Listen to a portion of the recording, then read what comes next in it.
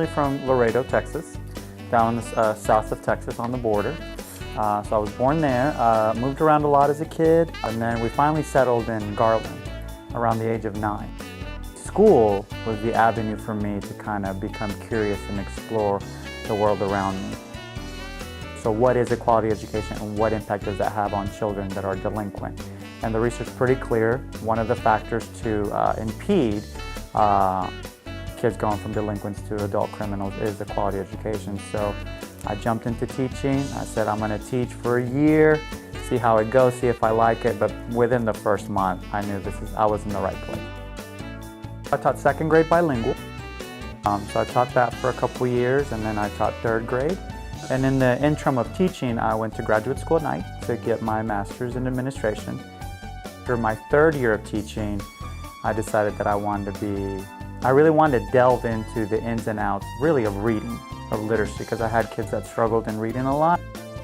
And so the idea of reading, how do children learn to read? What does that even mean? What are the factors? What do we need to know about phonics, phonemic awareness, fluency, etc., to make sure that kids, in particular English language learners, because those were my students, how do I get them to transition from Spanish to English? So that really piqued my interest, and so I decided to leave teaching, and I went to grad school full-time to get my doctorate. My staff is great. You know, it's new. It's interesting coming to a new building as kind of the new person, because every school has their way of doing things.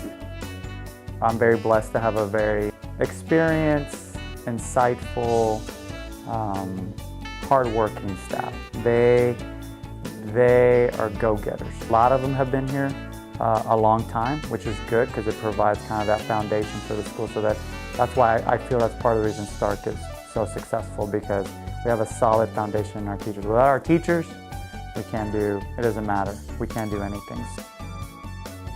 I think they would say, he's a nice guy, he's a little serious, he needs to relax a little bit, but I think that's probably what they would say.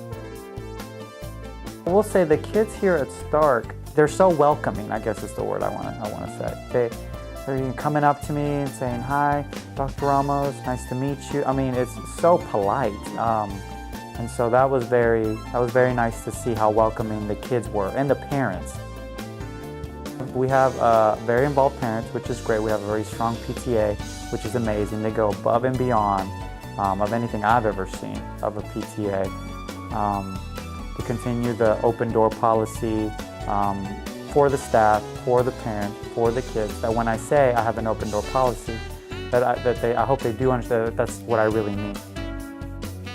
One of the big things that I want to establish for the staff is the idea of professional learning communities, the idea that we meet frequently to discuss things that are going on at the grade level. We're looking over data. Data is a big push for us as a school and as a district. So doing data dives to make sure, what is the data telling us about our kids? What are the strengths? And also equally important, what are the weaknesses? What are the areas we can improve on as instruction-wise? Challenges, things to do better, building relationships with my kids and building a relationship with my parents, which are equally important.